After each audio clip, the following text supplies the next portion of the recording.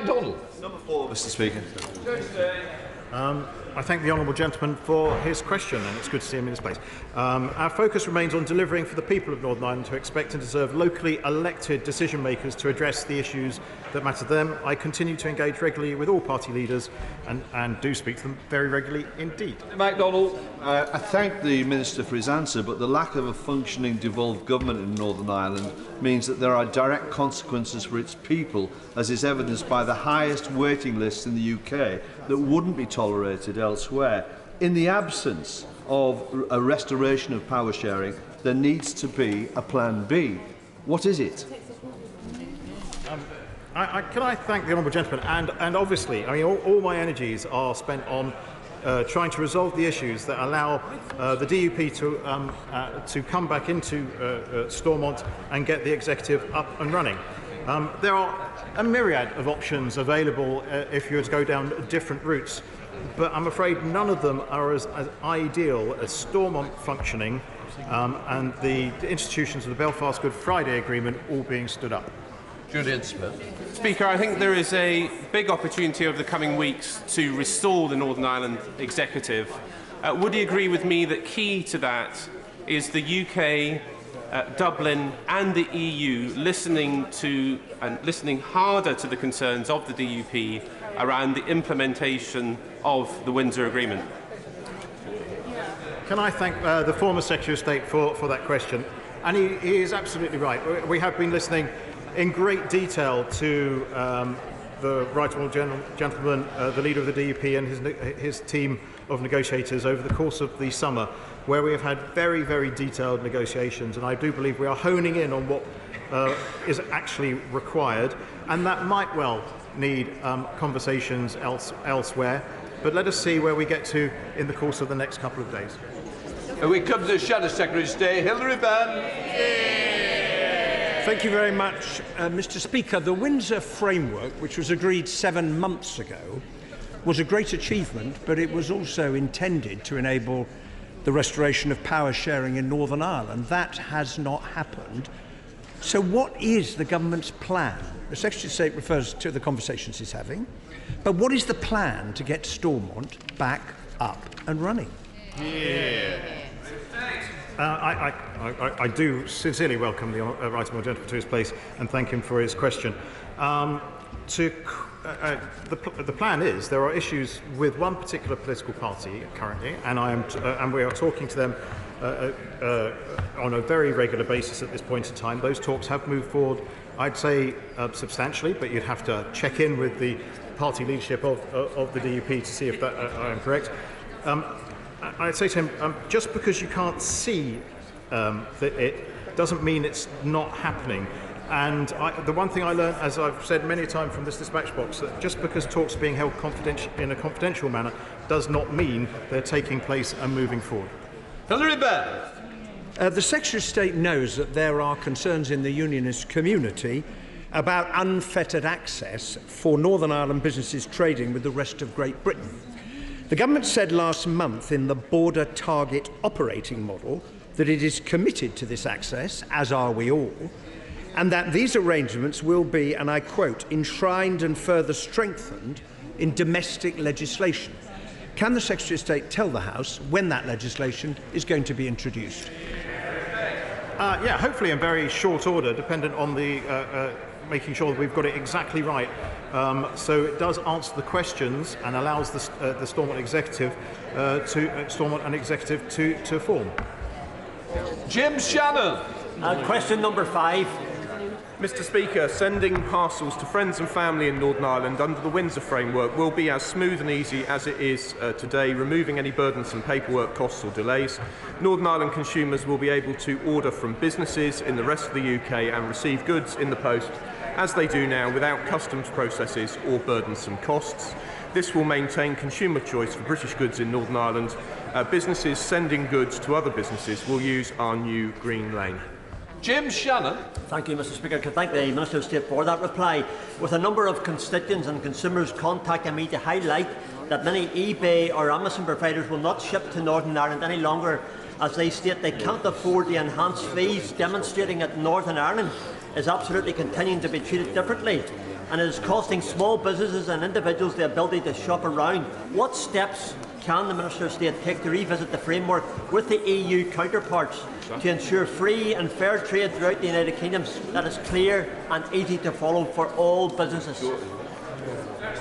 Well, Mr. Speaker, under the protocol as it was, all parcels would have needed to complete full international customs processes, and I believe that those suppliers to whom he refers will be making their plans under the protocol as it was. I can tell him that under the Windsor framework, parcels to consumers will not be subject to those burdensome processes, and he reminds us all that we need to redouble our efforts to communicate to suppliers that they will be able to take advantage of the new green lane and supply to consumers in Northern Ireland. It's a subject close to my heart, as I can see it is one extremely close to his own.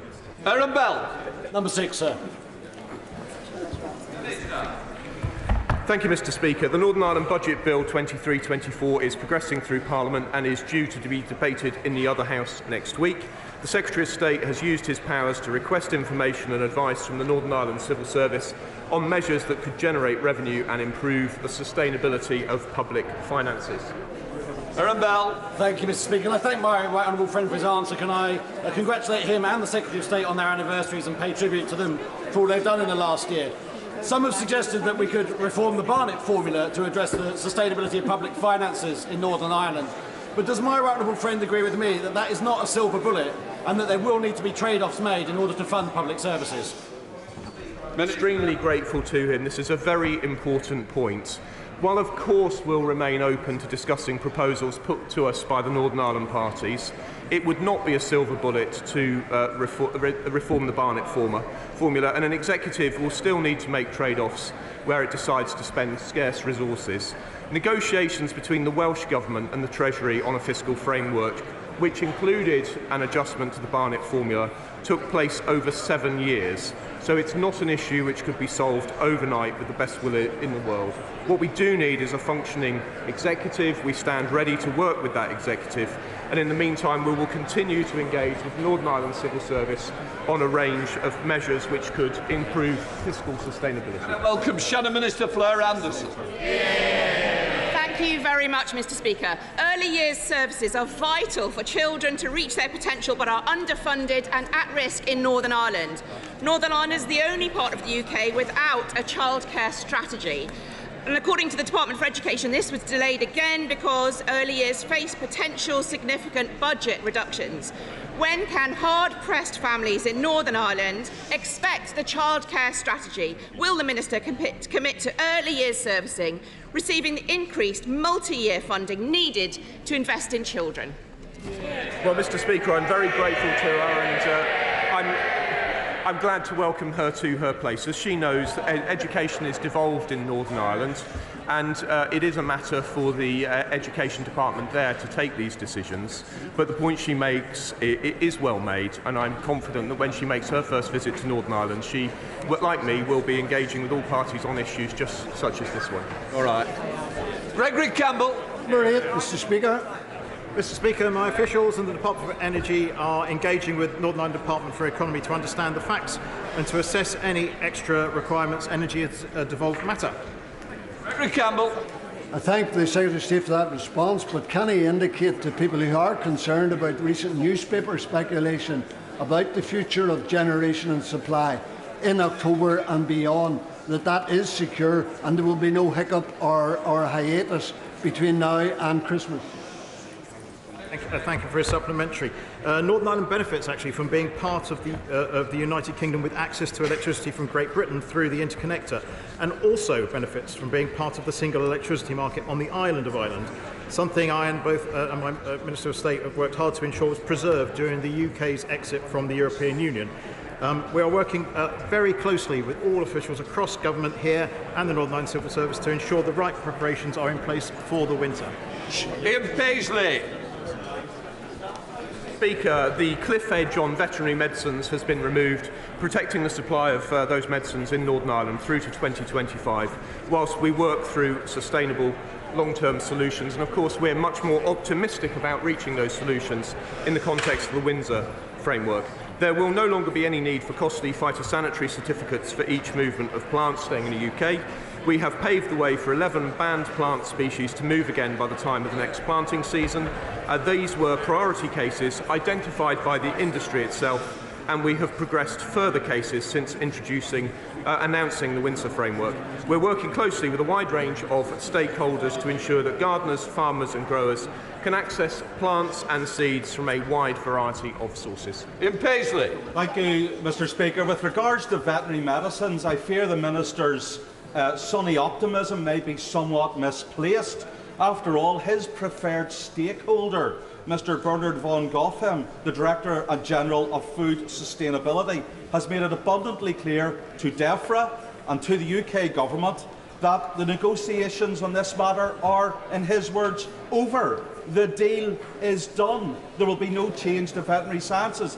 This means insulin will no longer be available in Northern Ireland for animals. Veterinary medicines against botulism, of which there were 144,000 issued last year, will no longer be available. What is the Secretary of State and the Minister going to do about this? Tell them.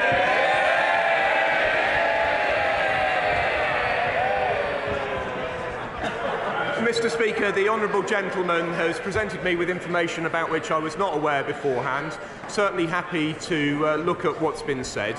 But what I would say to him is that the Prime Minister, my right honourable friend the Prime Minister, did the deal which no one said could be done. That has transformed the relationship with the European Union, and I am confident, therefore, that we will be able to deliver a deal on veterinary medicines. But as we sometimes say, I don't recognise the information he's presented. It's new to me, and I shall be glad to look at it, but we will certainly have to deliver a deal.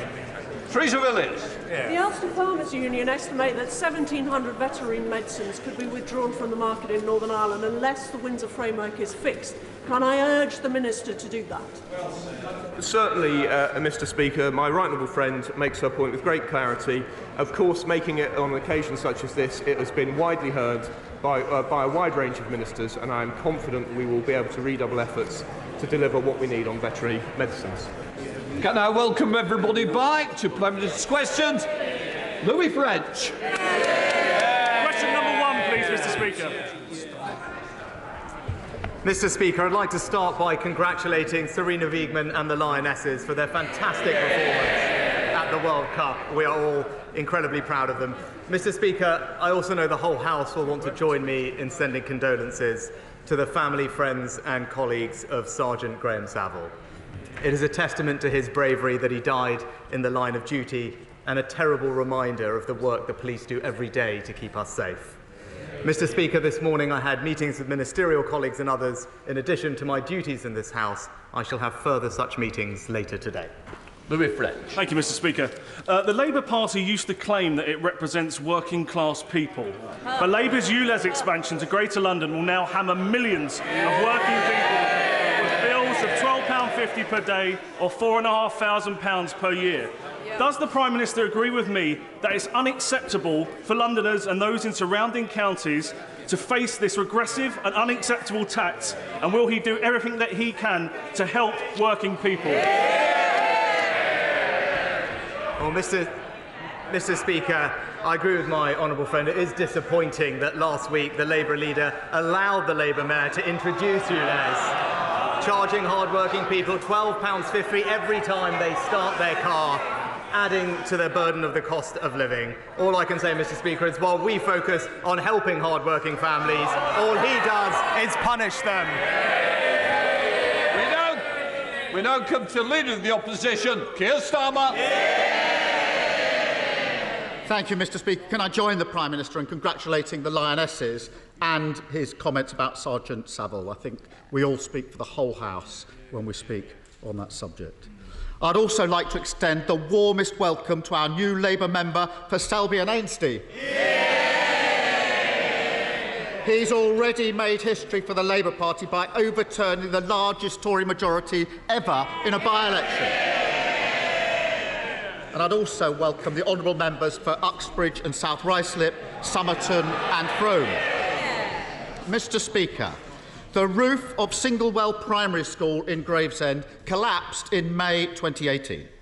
Thankfully, it happened at the weekend and no children were injured. The concrete ceiling was deemed dangerous and liable to collapse, and everyone knew the problem existed in other schools. Yet the Prime Minister decided to halve the budget for school maintenance just a couple of years later. Does he agree with his Education Secretary that he should be thanked for doing a good job? Mr. Speaker, I know how concerned parents, children and teachers are, and I want to start by assuring them that the government is doing everything it can to fix this quickly and minimise the disruption to children's education. We make no apology for acting decisively in the face of new information. And let me provide the House with an update on where we are. Of the 22,000 schools in England, the vast majority won't be affected. In fact, in 2/3 of inspections of suspected schools, RAAC is not actually present. And to tackle the 1% of schools that have been affected so far, the 1%, we are assigning each of those schools a dedicated caseworker and providing extra funding to fix the problem.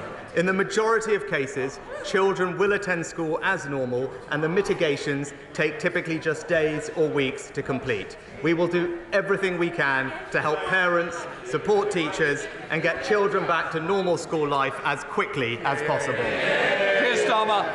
Well, Mr. Speaker, Wood Green Academy in Sandwell was on Labour's building list in 2010. They scrapped it, and now children there are in a crumbling school. The head of the National Audit Office accuses him of taking a sticking plaster approach. The NAO report says he cut £869 million. The person who ran the Department for Education says he is personally responsible. Now, on Monday, he leapt to his own defence, saying it's utterly wrong to blame him.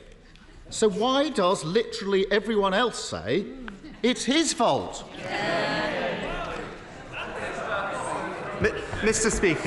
Speaker, the professional advice from the technical experts on RAAC has evolved over time, and indeed it is something that successive governments have dealt with, dating back to 1994, Mr. Speaker. Now, as new advice has come forward, the government has rightly, decisively and swiftly acted in the face of that advice. But he talked about school budgets and talked about what I had done, but let me just walk him through the facts of actually what that spending review did, because he brought it up. Well, no, he's brought it up, so presumably he would like to hear the facts. Funding for school maintenance and rebuilding will average £2.6 billion a year over this Parliament as a result of that spending review, which represents a 20% increase on the years before. Indeed, Mr. Speaker, far from cutting budgets, as he alleges, the amount spent last year was the highest in a decade. That spending review maintained, Mr. Speaker, that spending review maintained the school rebuilding programme, delivering 500 schools over a decade, a pace completely consistent with what had happened previously. And, Mr. Speaker, it is worth pointing out that during the parliamentary debates on that spending review, the Labour Party and him did not raise the issue of RAAC one single time. So before he jumps on the next political bandwagon, he should get his facts straight.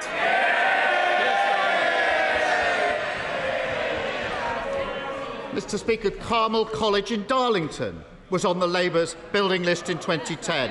They scrapped it, and now children there are in a crumbling school. And on the one hand, we have him saying it's nothing to do with him. On the other side, we have the facts. And there's a simple way to clear this up. Why doesn't he commit to publish the requests from the Department of Education for the school rebuilding programme and what risks he was warned of before he turned them down?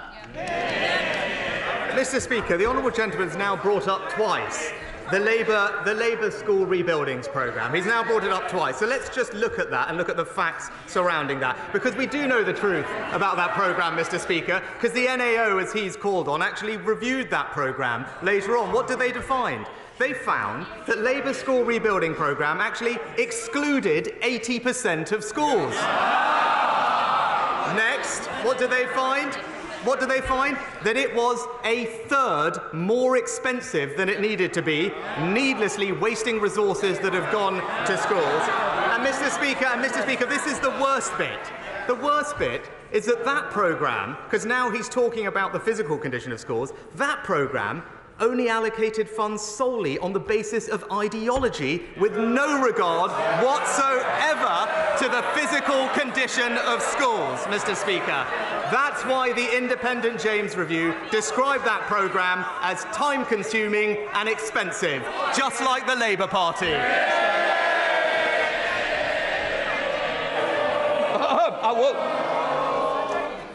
We don't want to start off with somebody leaving so early, because that's what's going to happen. Keir Starmer. Well, Mr. Speaker, they want more, so let me continue. Ferryhill School in County Durham was on Labour's building list in 2010. They scrapped it, and now children there are in a crumbling school. The truth is, this crisis is the inevitable result of 13 years of cutting corners, botched jobs, sticking plaster politics. It's the sort of thing you expect from cowboy builders, saying that everyone else is wrong, everyone else is to blame, protesting that they've done an effing good job, even as the ceiling falls in. The difference, Mr. Speaker, is that in this case, the cowboys are running the country. Isn't he ashamed that after 13 years of Tory government, children are cowering under steel supports, stopping their classroom roof falling in? Anymore.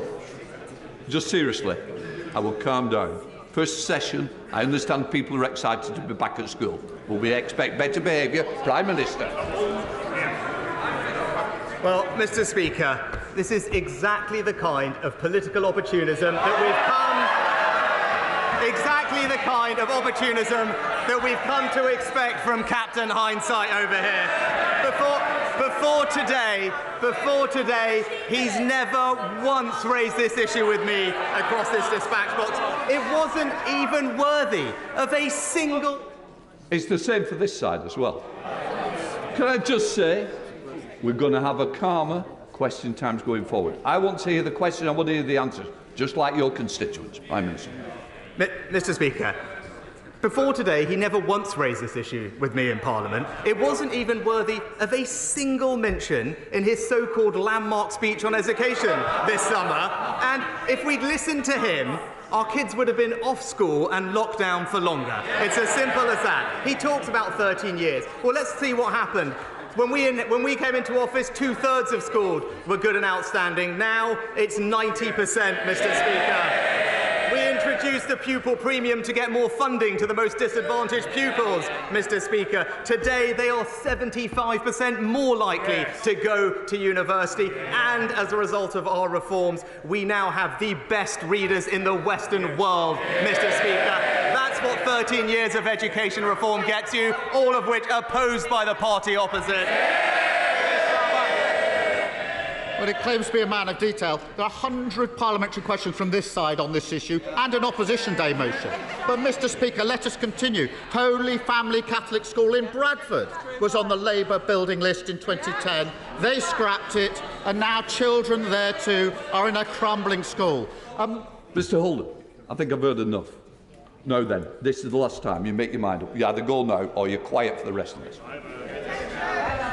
And, Mr. Speaker, if you can believe it, in April this year, the Education Secretary signed a contract for refurbishment of her offices. It's got her personal stamp of approval on it. It cost, I can't quite believe this, £34 million.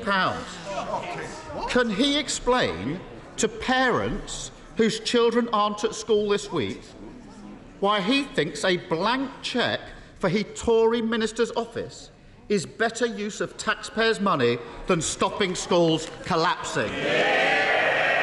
Well, Mr. Speaker, what I'd say to parents is, in the receipt of new information, we have acted decisively to ensure the safety of children and minimise disruption to education, as we have laid out and communicated extensively. That is the right thing to do. And I would also gently point out to him, Mr. Speaker, whilst the Department for Education started this process 18 months ago in spring of last year, as far as I can tell, in Labour-run Wales, they still don't know which schools are affected, Mr. Speaker. But again, he brought up this issue of funding, Mr. Speaker. And again, let's look back to what happened in that spending review. Because in that spending review, I increased the Department for Education's capital budget by 25% to a record £7 billion, Mr. Speaker. It tripled the amount that we spend on children with special education needs and disabilities. It improved the condition of the overlooked FE estate, and it set the course for per-pupil funding to be the highest ever. But it also, Mr. Speaker, crucially, invested £5 billion to help our pupils recover the lost learning from COVID. £5 billion, Mr. Speaker, and he might remember that because we wanted pupils learning, he wanted longer lockdowns. I think he just doesn't get how this "it's all fine out there" is so at odds with the lived experience of millions of working people across this country. And, Mr. Speaker, let's go on. This is a long list. At least 6 schools in Essex were on Labour's building list in 2010. They scrapped them, and now children there are in crumbling schools. What he won't admit is the reason he cut these budgets, ignored the warnings, is quite simple. Just like he thought his tax rises were for other families to pay, he thinks his school cuts are for other families to endure. Doesn't it tell you everything you need to know? That he's happy to spend millions of taxpayers' money sprucing up Tory offices, billions to ensure there's no VAT on Tory school fees, but he won't lift a finger when it comes to protecting other people's schools, other people's safety, other people's children. Mr. Speaker, I know he comes here with these prepared scripts, but he hasn't listened to a single fact of 6 questions about the record amounts of funding going into schools, about the incredible reforms to education impacting the most disadvantaged children in our society, a record that we're rightly proud of. And yes, of course we can name the schools. That's because we are reacting to information and publishing that information, Mr. Speaker, so we know where the issues are, something that we're still waiting for by the Welsh Government in Wales. But Mr. Speaker, of course he wants to try and score political points of something that we are dealing with in the right and responsible way. But I do note that he has not mentioned a single other thing that has happened since we last met across these dispatch boxes, Mr. Speaker. He talked about hard-working families across Britain, but what's happened? Energy bills, down, Mr. Speaker. What's happened to inflation? Down, Mr. Speaker. What's happened to small boat crossings? Down, Mr. Speaker. And when it comes, Mr. Speaker, and when it comes to economic growth, what's happened? It's gone up, Mr. Speaker. He tried time and time again to talk down the British economy, but people weren't listening, thankfully. His entire economic narrative has been demolished, and the Conservatives are getting on delivering for Britain.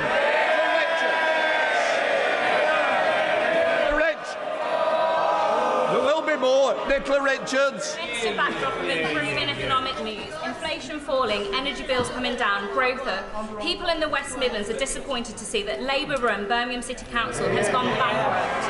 As a Sandwell resident and a West Bromwich MP, I'm no stranger to Labour incompetence. Does the Prime Minister agree that Labour have demonstrated yet again that they always run out of other people's money? Mr. Speaker, my honourable friend is exactly right. We started by hearing how Labour in London are charging hard-working people with ULEZ. Now we're hearing about how Labour in Birmingham are failing hard-working people, losing control of taxpayers' money and driving their finances into the ground. They've bankrupted Birmingham, Mr. Speaker. We can't let them bankrupt Britain. We come to the leader of the SNP, Stephen Flynn.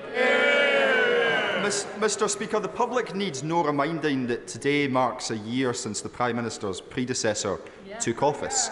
And upon her speedy departure, they will have thought that things were going to get better. But when we look at unemployment figures, they're higher. When we look at food prices, they're higher. When we look at mortgage rates, they're higher. And economic growth is stagnant. So can I ask the Prime Minister, when is he going to get off his backside and do something about it? Well, Mr. Speaker, I think what the honourable gentleman failed to point out is that the amount of times I've sat across the dispatches from him and his colleagues and heard how somehow we were a laggard when it came to growth, Mr. Speaker. What he didn't do is take the opportunity to correct the record today, now that the pub figures have been published, which demonstrate, in fact, we had the fastest recovery out of any European economy after COVID. Mr. Speaker, you'd be forgiven for thinking that the Prime Minister thinks everything is all right. But let's look at his proposals for the winter when it comes to a cost of living package. Because when it comes to energy bills, his plan, of course, is to do nothing. When it comes to mortgage bills, his plan is to do nothing. And when it comes to food bills, his plan is to do nothing. So when the when the Secretary of State for Education said earlier this week that everyone was doing nothing, she was referring to the Prime Minister, wasn't she?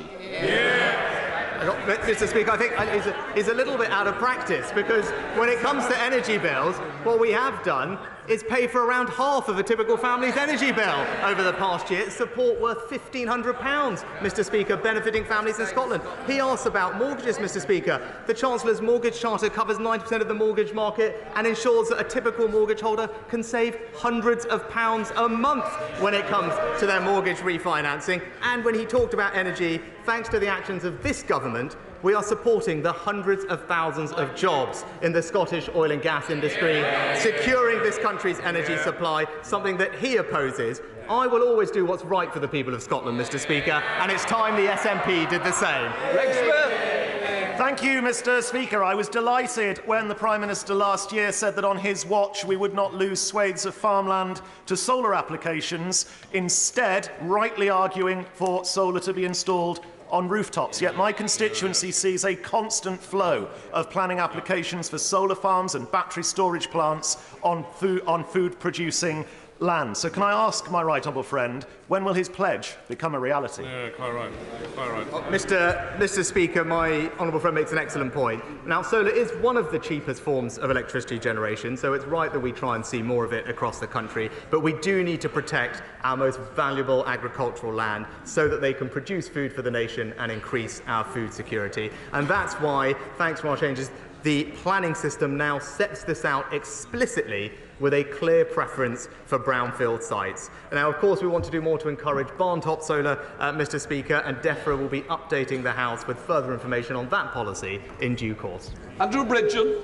Mr. Speaker, last week the Prime Minister stated that he was proud of his furlough scheme. I wonder, Mr. Speaker, if he's equally proud of the $400 billion it put on the national debt and the inflation it's caused. Was he proud of the jobs lost, businesses closed and lives crushed due to the lockdowns? Is he proud of the increased NHS waiting list, premature deaths, and the 1 million young people now needing mental health support? And finally, Mr. Speaker, is he proud of the excess deaths affecting every one of our constituencies that nobody wants to talk about? And will he give an undertaking to the British public, a solemn undertaking that they will never be inflicted upon them ever again? Well, Mr. Speaker, as the honourable gentleman knows, there is a formal inquiry regarding COVID which will examine all the decisions that were made, including lockdown and the impacts of them. But with regard to the furlough scheme, Mr. Speaker, I am proud that at a time of extreme anxiety in the country, facing an unprecedented situation, that this government put its arms around the British public to ensure that we protected 10 million jobs. And as the report from the ONS showed last week, those actions, combined with all the other things we did to support the economy, ensured that we had the fastest recovery through the pandemic of any European nation. Dr. Neil Hudson. Thank you, Mr. Speaker. As a nation of animal lovers, the Conservatives' government record on animal welfare is a source of great pride. But sadly, too many abuses remain, from pet theft, the smuggling of puppies and heavily pregnant dogs, and dogs with their ears horrifically cropped, to the illegal export of horses to Europe for slaughter. These issues are personal to me as a veterinary surgeon and to my constituents, especially animal theft and livestock worrying. Can the Prime Minister reassure the House that animal welfare is a key government priority and that he will bring forward the necessary legislation to tackle these issues as soon as possible?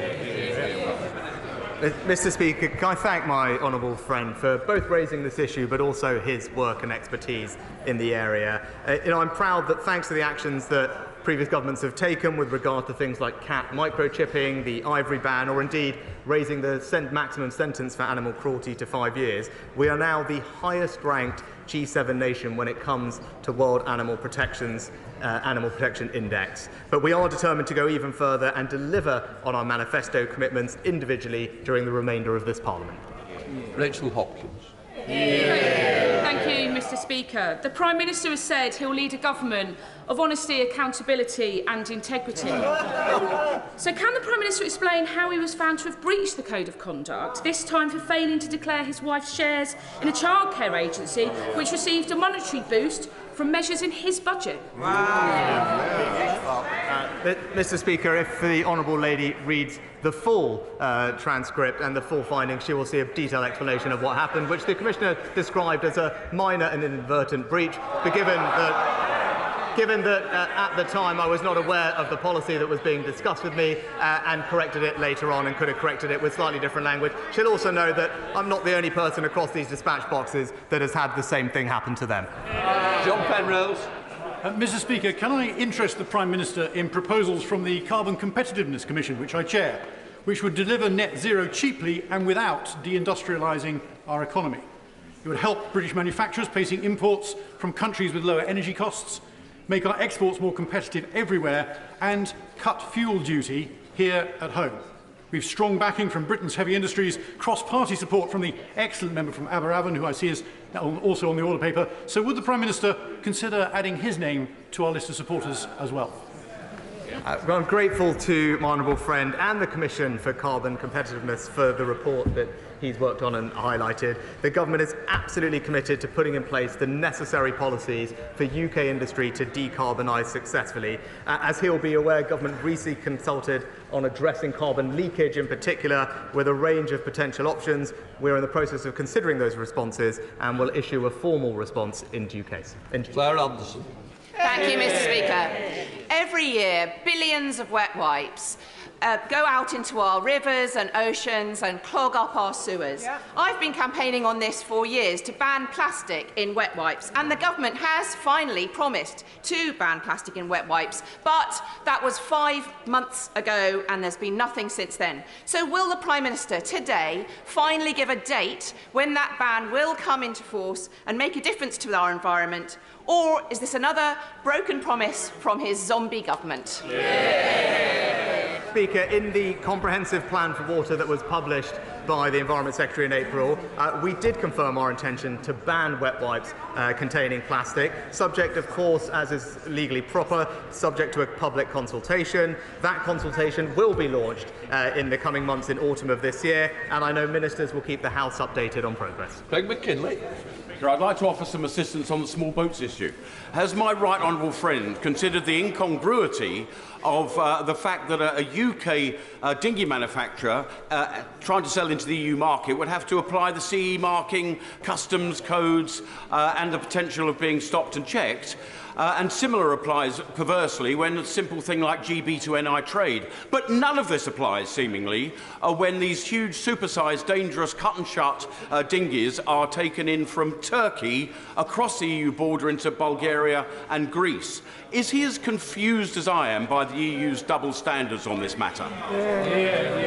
Well, my honourable friend is absolutely right that we must do all we can to stop the boats and tackle illegal migration. And we know that the export of small boats across parts of the European continent is a vital element of the smuggling gang's tactics. And that's why, specifically, we are stepping up joint operations with Turkey, Mr. Speaker. And I raised this with the President when we spoke, so that we can tackle organised immigration crime and specifically disrupt the supply chain of boat parts that are used for these dangerous crossings. And I will continue to keep him updated on our progress.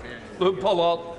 Thank you, Mr. Speaker. 2 years ago in Plymouth, we lost 5 people in the worst mass shooting the country has seen for a decade. The government has finally consulted on firearms reform, but after pressure from shooting groups, even these sensible measures looks like they could be watered down. So will the Prime Minister bow down to lobbyists from the shooting industry, or will he stand with the grieving families and those in Plymouth who want to see no other tragedy like this ever happen again with stronger gun laws? Well, Mr. Speaker, I know how important this issue is to the honourable gentleman following the horrific shooting in his constituency, and my thoughts are with the family of all those who were killed. He will know that firearms are subject to stringent controls, and rightly so, but those controls are kept under constant review. For example, we've taken action to improve information sharing between GPs and the police to make sure that people are not given access to firearms without their medical conditions being checked, and the statutory guidance for chief officers of police have been improving so that how people apply for firearms is assessed properly, including checks on social media. With regard to the matter that he specifically raises, the Home Office is in the process of considering responses to that consultation and will respond in due course. Stephen Metcalfe. Thank you, Mr. Speaker. Later today, Mr. Speaker, I'm bringing forward a 10-minute rule bill to include the provision of automated external defibrillators in all new housing developments of 10 dwellings or more. Will my right honourable friend therefore support this provision and ask his relevant Cabinet colleagues to engage with me on to ensure these life-saving pieces of equipment can become commonplace where they can have the most impact close to people's homes? Well, Mr. Speaker, my honourable friend is right to highlight the importance of these life-saving devices, and that's why the National Planning Policy Framework already expects planning policies and decisions to promote public safety, but it's also why recently the government launched a £1 million fund which will place around 1,000 new defibrillators in communities across England to help improve equality of access to these life-saving devices. Andy MacDonald. In 2019, Outwood Academy's Riverside Free School application in Middlesbrough was approved, with its first Year 7 intake arriving the following year. And that has happened every year since, but there's still no new building. I've had no response to my request for a meeting with the Secretary of State, but that original intake are destined to spend their entire secondary education in various temporary adapted premises. Mr. Speaker, with pupils being shunted around old buildings, talk of levelling up and addressing the GCSE attainment gap rings hollow. So can the Prime Minister and his Education Secretary get off their derrieres and sort this out? Well, Mr. Speaker, I'm happy to ensure that the honourable gentleman gets an answer to the specific question he raised on the school. But more generally, I'm proud of what the government's doing in Teesside and the Tees Valley to support education, with the recent announcement of new sixth forms, but also as an education improvement area, receiving extra funding and resources. And that's why we've seen standards in reading and maths increase considerably, and we're determined to keep going. Priti Patel. Because the Prime Minister is aware of how the RAAC issue has really affected schools in Essex. We've got a high number of schools that have been impacted, and he's rightly said today that the government is doing everything it can to get children back to school.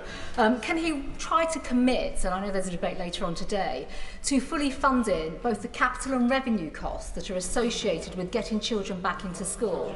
And I would hope that he would commit to meeting the leader of Essex County Council, because they are pioneering some great reforms right now where they're looking to support, maintain schools, as well as academy trusts. And I think actually the government could get some good insights in terms of how we can get children back to school fast, and also look at the funding model for this. Can I first of all start by thanking my right honourable friend for the engagement constructively that she's had with the department, and indeed pay tribute to her school leaders and local authority for everything that they are doing. I am happy to give her the reassurance, as the Chancellor already said, new funding will be provided to schools to deal with this issue, but also to ensure that we can get through this as quickly as possible for her constituents and parents, and indeed everyone's. DFE are in the process of increasing the number of dedicated caseworkers from 50 to 80. We have 35 project directors regionally on the ground to support, and we've increased the number of survey firms by more than double, Mr. Speaker, so that we can rapidly, over the next few weeks, fully assess all the relevant schools and have a mitigation plan in place. Stephen Kinnock. Thank you, Mr. Speaker. Steelworkers in my Aberavon constituency have watched in frustration as other governments have pumped investment into decarbonisation, while successive Tory governments have sat on their hands. So when will the Prime Minister finally conclude the talks with Tata Steel, and can he guarantee that there will be a matching level of investment with what other European governments are doing on decarbonisation? And will he guarantee that the conclusion will be based on serious engagement comprehensively with the steel unions? Well, Mr. Speaker, steel is absolutely vital to the UK. This is something that, of course, is of interest to the honourable gentleman, but something that I've also discussed extensively with my honourable friend from Scunthorpe, and that's because the industry supports local jobs and economic growth. Now, conversations with specific companies like Tata are ongoing, but they are understandably commercially sensitive. But we do share the ambition of securing a decarbonised, sustainable and competitive future for the industry in this country. And in the meantime, we are supporting the sector, Mr. Speaker, with our energy industries exemption, which provides discounted energy bills, and the Industrial Energy Transformation Fund, which supports steel companies with their energy bills and the transition through capital to a greener future. Mark Fletcher. Thank you, Mr. Speaker. 2 weeks ago, the government announced that the Bolsover School's bid for a sixth form in my constituency has been successful. 52% of school leavers at 16 years old across the country go on to a sixth form. But in Bolsover, it's 23%, in Clown, 22%, and in Shirebrook, it's 7%. So will the Prime Minister join me in thanking the Redhill Academy Trust, Matthew Hall, the head teacher of Bolsover School, and all of those who have helped to bring a sixth form to Bolsover? Well, can I congratulate Redhill and everyone involved with the successful bid for the new sixth form in Bolsover. I'm delighted that the bid was successful because my honourable friend, I know, shares my desire to ensure a world-class education for every single one of our young people across the country, because that is the best way to provide them with the opportunity for a better life, and this new programme of sixth forms will deliver that in his constituency and many others across the nation. Ian Mans. Very grateful, Mr. Speaker. Mr. Speaker, the North East has been underfunded in terms of transport investment for decades. HS2, meant to be an economic development and connectivity lifeline, now not coming anywhere near. And the A1 Northumberland dualling decision delayed yet again, and our regional rail services still running on outdated infrastructure and rolling stock. With all that in mind, will the Prime Minister commit to funding to reopen the Leamside line from Gateshead to County Durham to take pressure off the East Coast Main Line and aid economic well-being movement of passengers and freight services in the North East of England, or is levelling up just a rhetoric? Well, Mr. Speaker, what I would say to the honourable gentleman, obviously it wouldn't be right for me to comment on specific projects, but to give him a sense of our commitment, what I can tell him is that in real terms, since 2010, we have spent over a third more in central capital investment in northern transport every single year since 2010 compared to Labour's last 6 years in government, Mr. Speaker. That's what we're doing for northern transportation, and specifically when it comes to reopening and restoring railway lines, where was the first one we did? From Ashington to Blythe. Limrag. I have a cheerful question that I know my right honourable friend the Prime Minister will find impossible to resist, because he'll be aware of the work I've been doing with the Number 10's UK Ambassador for Mental Health, Dr Alex George, to establish early intervention mental health hubs across the country. Now, we've got the pilot, which seems lost somewhere between the Treasury and the Department of Health, but I know he'll sort that problem out. But I wonder if he will be able to meet with Dr Alex George and myself to discuss it further, because these hubs will make a massive difference to constituencies across the country, because we all know the problems with CAMS and the perverse situation where children and young people have to get progressively worse before they get the treatment they need. I know he'll be very supportive of this one, Mr. Speaker. Well, Mr. Speaker, I know my honourable friend is rightly a passionate advocate for improving mental health support for young people, something that I know we are doing, and I'm proud of our record, particularly increasing the number of mental health support teams that work with schools and expanding community services. I know DHSE is looking at the role that early support hubs might play in this plan, but I'm very happy to meet my honourable friend personally to discuss how we can push this through. Mary Glynn. Thank you, Mr. Speaker. We've heard far too much lately about ministerial posteriors and very little about prosperity for the country, even in these dying days of the lame duck government. Will the Prime Minister stop prevaricating and subscribe to the Horizon programme for the sake of vital British science, innovation and cancer research?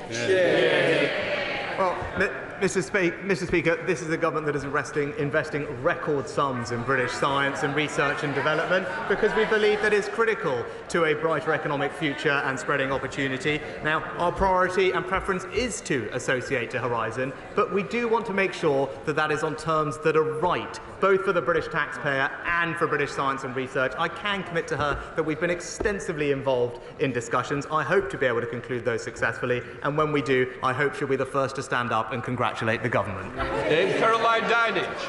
Thank you very much, Mr. Speaker. September is Childhood Cancer Awareness Month, but it also marks 2 years since the death of my constituent Sophie Farrell. She was only 10 years old.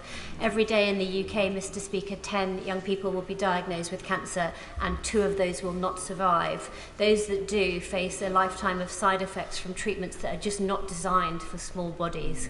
When will the Prime Minister publish a childhood cancer action plan? Oh, Mr. Speaker, can I thank my honourable friend for raising this issue and extend my sympathies to her constituent and family as she raised. She's right to continue campaigning in this important area. I hope she'll understand that I can't preempt the content specifically of the strategy, but I can tell her that it will draw on previous work, including submissions from childhood cancer charities and stakeholders to our recent calls for evidence. Of course, we want to hear from them to highlight and get a sense of the issues that she specifically raised, but I'm sure I'll ensure that we write to her to give her a sense of timing. Chris Law. Thank you, Mr. Speaker. Every year, the SNP Scottish Government mitigates against the cruelest of Westminster policies by spending £84 million supporting hard-working families against the brutal bedroom tax and over £6.2 million covering the 2-child benefit cap. Astonishingly, Mr. Speaker, we have learned over the summer the Leader of the Opposition is an enthusiastic supporter of these Tory cruel welfare policies, with U-turn after U-turn from the Labour Party. So given that the Tories and Labour are 2 cheeks of the same arse, offering no change, no vision, no hope, does the Prime Minister agree that the only way Scottish voters can rid themselves of these... Order. I'm not going to both stand up, so one of us is going to give way and it won't be me. Can I just say, let's think about language. Let's be more temperate and let's make sure that this Parliament can be proud. The pride of this Parliament will shine through, but certainly not using language. Happy to change the offending word with bottom. Given that the Tories and Labour are 2 cheeks of the same bottom, offering no change, no vision and no hope, does the Prime Minister agree that the only way for Scottish voters to rid themselves of these heinous policies is to vote SNP to leave Westminster forever? Mr. Speaker, obviously not, but I think the thrust of that question was directed at the Leader of the Opposition rather than me. I won't want to get in the middle of that, but what I can say is we want to ensure a welfare system that is compassionate and looks after the most vulnerable in our society, while supporting those who can into work to do so, because that's also fair for everyone else and British taxpayers. I believe that is a system that we are achieving, Mr. Speaker, and right now we're providing thousands of pounds of support to help with energy bills and everything else to people in Scotland, and we will continue to do so. That completes Prime Minister's questions. Just sit down a minute.